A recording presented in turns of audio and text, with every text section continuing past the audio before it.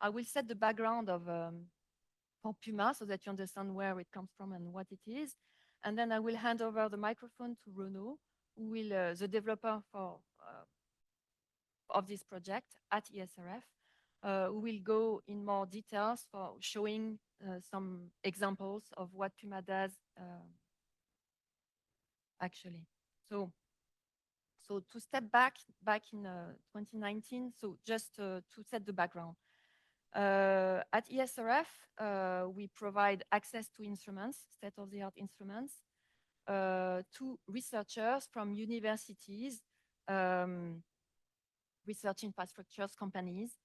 So they have an idea of research, they want to validate a process, and they submit a proposal, which eventually gets accepted.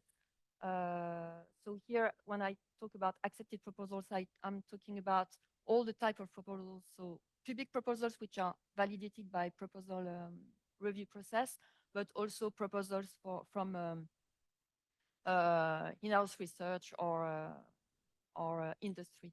So they get beam time, and then they perform their experiment, record data, and then for public experiments, write intermediate report, experiment report, within the 3 months of their experiment, and they eventually publish their results under an article or book thesis. So in the ESRF user portal, to give you an idea, we have more than 110,000 different affiliations, more than 94,000 proposals, and so on. We have many metadata in this user portal. We also, in the library, ESRF library database, we have more than 48,000 publications.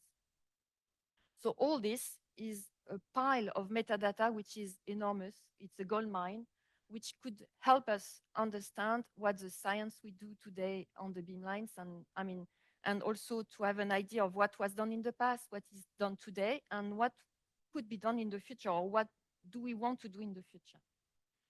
So, but without, sorry,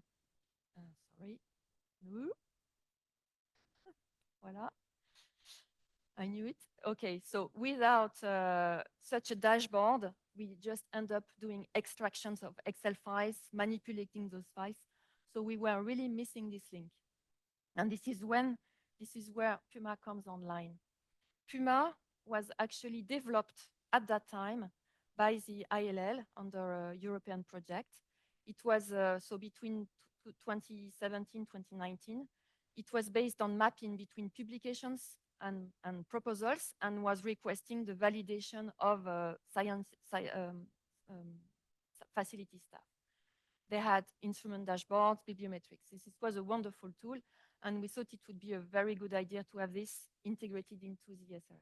And this is where Renaud comes in within the Streamline project. And at that time, we decided that the most important part was the enhancement of the dashboards and the search tool we had within PUMA. And so we decided to base the relationship between the publications and proposals on the validation from the libraries based on the acknowledgement section. And then last year, we decided to move on to create a package which was less ESRF-centric and rather a tool which could be disseminated to other facilities. This is the version 3 of PUMA, and actually it's the same version as version 2, except that it's more generic and it's working in both institutes. So as I said, the dashboards were enhanced with new graphs. We also implemented the notion of instruments history, because at ESRF, what happens is that during upgrades of instruments, it happens that instruments move along the ring on different ports. And as the instruments are named after these ports, we lose the connection between the evolution of a technique if we don't record that actually, if we don't record this history. So this is what we implemented into PUMA. We also added an institution repository for both proposals and publications. and added filters that the developers called facets in the search tool. So for instruments, institutions, etc. The search tool, Renaud will show you that in a minute, so I won't go into the details. Another important element is the open data services that we use now for publications, for citations, affiliations, and open access status. So PUMA is getting data from two objects: proposals from the user portal database, articles, publications from the library database. It's completing this data with open access platforms, web services for the affiliations, institutions, etc. There are many of those. And tada, provides dashboards with exploiting all this data, playing with facets, with the filtering, different filtering. So there are two main objects, two main elements that allows us to exploit this data: the search option and also the dashboards. And all of this in real time. Why in real time? Because actually the library database and PUMA are synchronized now daily.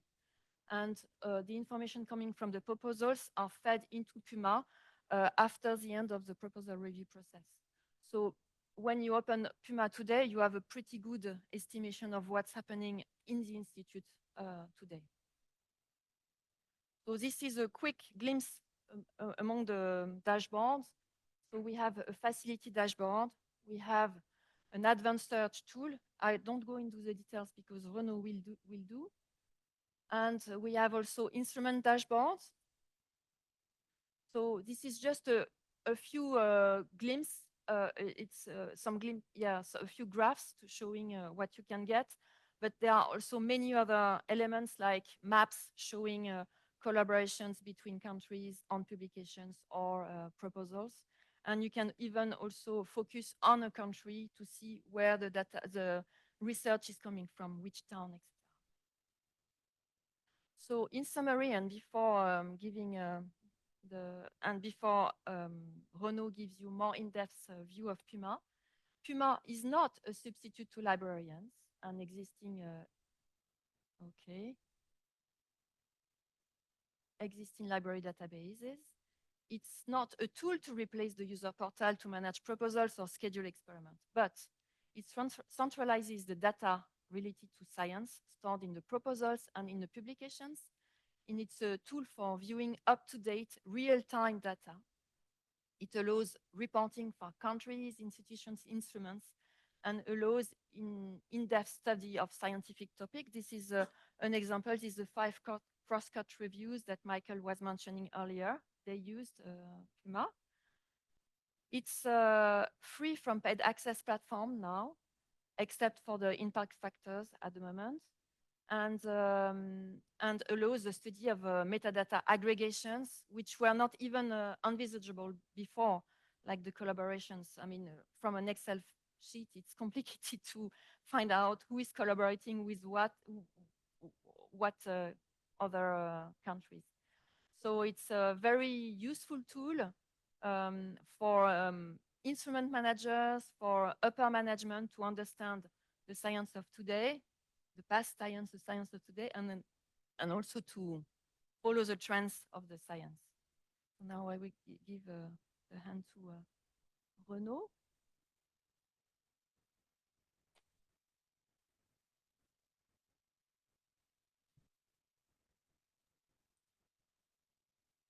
Okay, so thanks.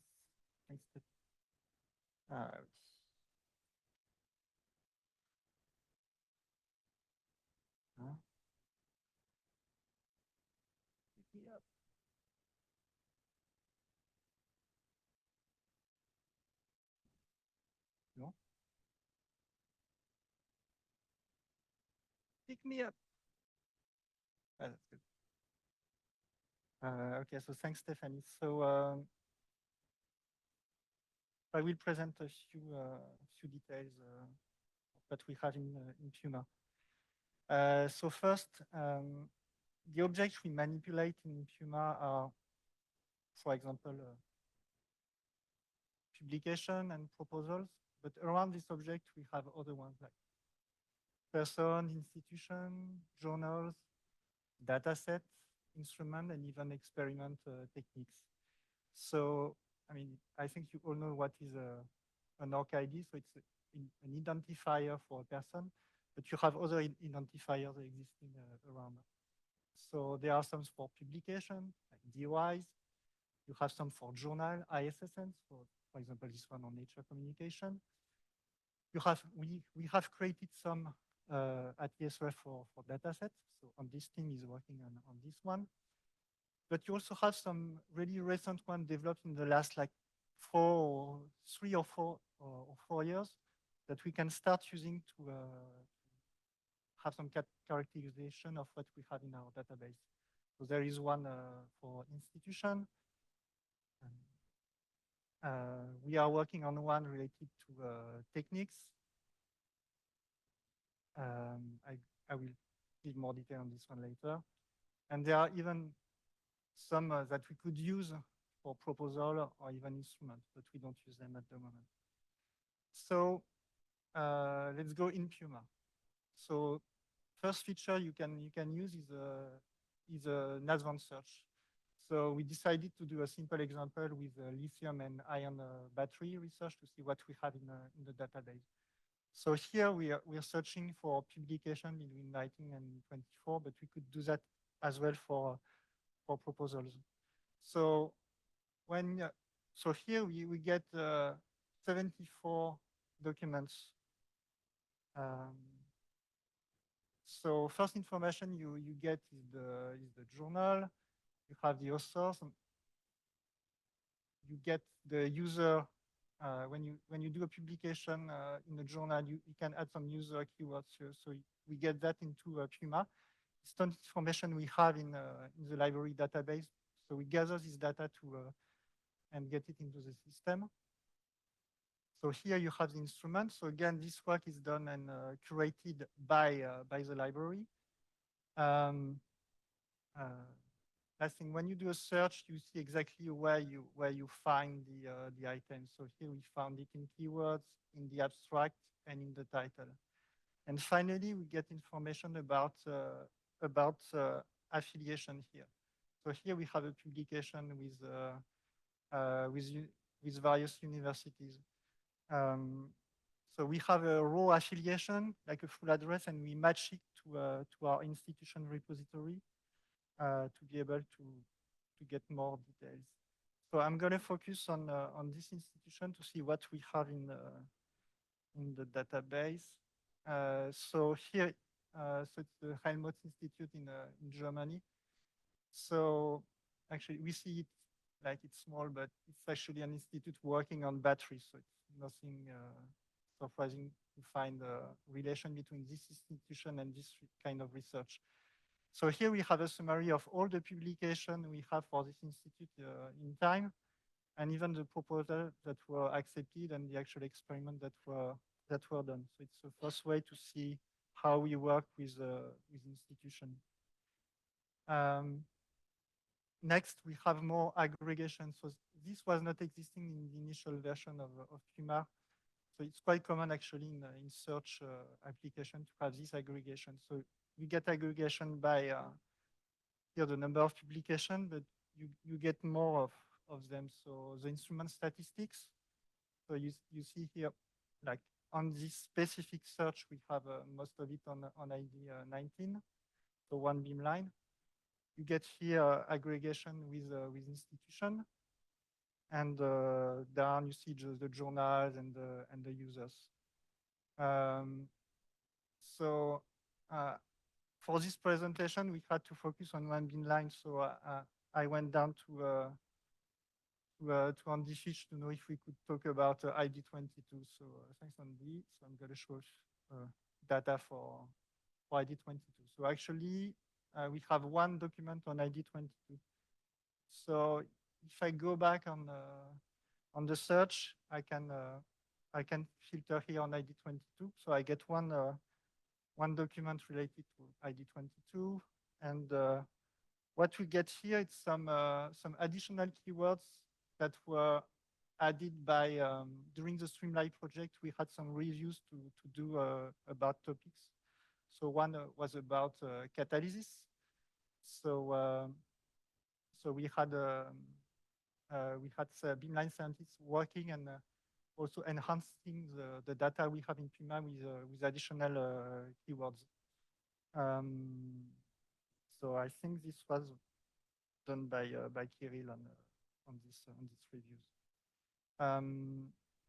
So now we're gonna go to see what we have in the instrument dashboards. So in PUMA, we also have an entry with a summary of all the beamlines we have. So there is one entry for ID 22. So when you're in the dashboard, you have like multiple tabs. I'm going to focus on a few of them so you can see what we have. So this instrument is quite specific because it was actually created in the 90s. It was first on the port BM16, then moved in 2002, and then moved finally on ID 22. And it may move in the future. But what we have in common is a high resolution powder diffraction. So when we had to create a dashboard where all these the proposals and the publication had to be linked if you want to track what happens on this specific technique. So these links were decided by the director of research at that time. So this work was done by the library, and we've put it in PUMA so we can have this automatically. So we see here on this side the proposal we have in the system, so industrial activity, in-house, public, and even commissioning. And on this side, the publication that are delivered related to publication. So again, curated by the library, so we have accurate data. So if I look at bibliometrics, I just show a few graphs just to be short. What we okay. So here we have, for example, the list of like best publication or publication with a high number of publication in this period. So again, we get this from Open Citation. So this service was back in time, it was not even existing 5 years ago. The only source we could get was Web of Science. Now they had agreements to get the citation for all the major publishers, like all the ones that all the big ones now have open data on their citation. So we decided to move from Web of Science citation to use them, and they're quite reliable. Again, you will always find some missing ones sometimes, but it's fairly good to use. So yeah, you have some journals, for example, used on these beamlines. I don't show here the common beamline indicators that were mentioned before by Michael, but they are using the same data: citation, impact factor, and other data. Another way to look at the data we have in PUMA is to start from the country. So here you have the list of member and associate and additional ones you may want to look at. So we decided to focus on Switzerland. So the dashboard for countries is actually using the same feature of the instrument dashboard. So you get the same information, which proposals are incoming into the system. So we have public proposals and CRG. So collaborating activities. So Switzerland has a dedicated beamline at ESRF. So we get their publication. And if we look at on this tab, the proposal instrument, you get more details about which instruments are used by Switzerland. So we have the dedicated beamline owned by Switzerland, like the M31, but you see also all the other ones that are used for this country. And we can focus on the institutions. So here, in this example, I start from publication. So all publication in 24. So we don't have many of them so far registered. And we can have a look on what's happening, which countries are collaborating. So in this small corpus, I can focus on Switzerland to see which institutions are collaborating here. So basically university and PSI as well. And I can also see who is like, which country are co-authors of this publication. So Switzerland in this case is either the main author or can be a secondary author. You have this information here. And you can also visualize the collaboration with which country are collaborating with Switzerland. There are other tabs where you can actually see the actual users you have in database for Switzerland. So this dashboard is available for an instrument, a country, and you can even have it for an institution to see. Take a university, and you can see which other institutions are working with this institution. So next steps. So at the moment, we have the same version for ESRF and ILL. So here, just two graphs to see what's happening on the two institutions. When we want to set up a PUMA instance in a facility, so we have like really two dedicated systems. We don't merge the proposal from ILL with ESRF. We have two different servers. So when we want to install a new version of PUMA, there is work to be done on this side. So plugging the user portal, there's a command format to get data into PUMA, and the same work has to be done on library. And there are other interfaces. So basically, we need to get the DOIs and the proposal ID, etc. So there may be some specific needs as well related to how the facility is working, the proposal types. I didn't show before, but on one beamline you can see the detail of experiments and the shifts that were actually realized on the beamline. And so there can also be work done on the graphical user interface to have some specific graph using specific requirements. So it's not a tool you can just plug and it works. You really have to work to be done on these interfaces. So we are starting this process with Soleil Synchrotron.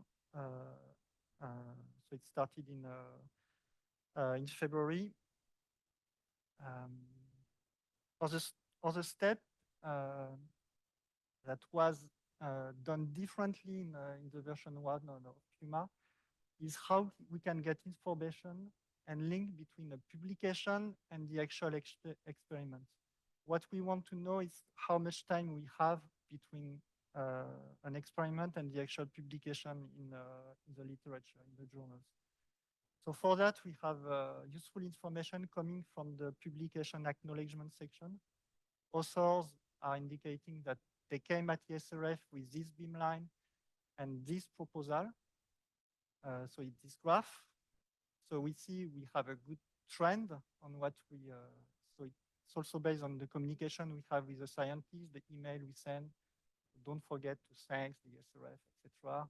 Mention you have to mention your proposal ID so we know when you came.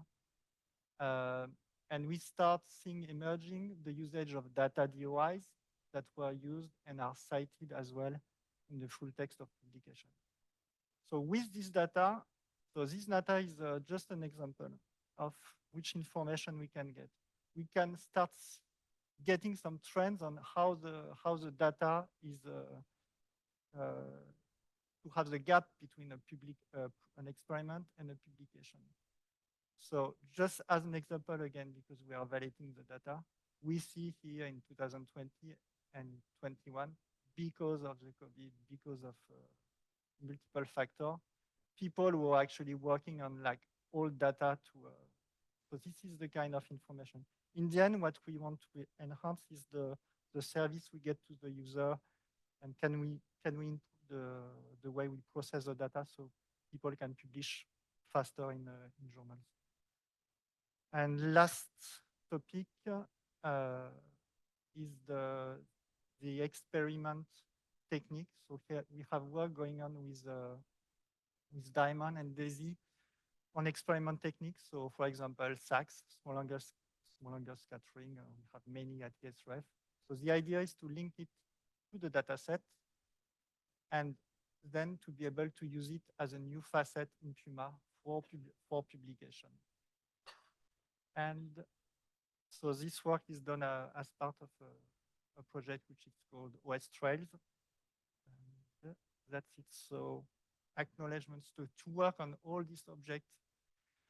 We really need to have involvement of user office for proposal, libraries for the publication, all the scientists to get feedback on instrument history, what may miss in the data, validation, and I mean also the management to allow us to work on this information.